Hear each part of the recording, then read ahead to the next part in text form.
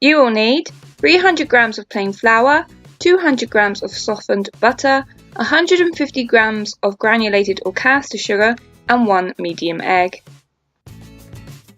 For the frosting you will need 200 grams of icing sugar, strawberry milkshake powder, water and sprinkles. In a large mixing bowl, beat the butter until fluffy.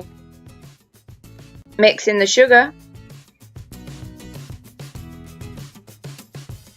Beat in the egg.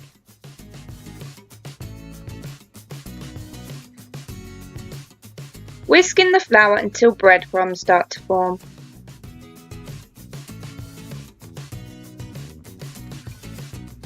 Using a spatula, stir in any unmixed bits from the sides and bottom of your bowl.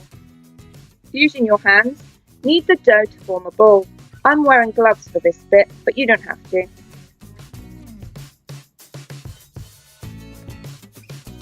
Put the dough in the fridge for 5 minutes to firm up before rolling.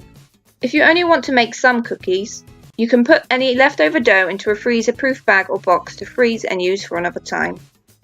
Roll out the dough straight onto a floured surface or between 2 sheets of parchment.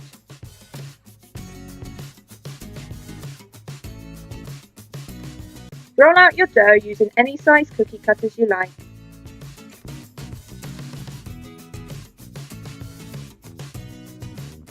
Transfer the cookies to a lined baking tray.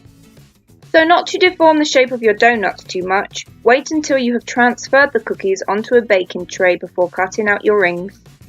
If, like me, you don't have a small enough cutter for the centre, you can improvise.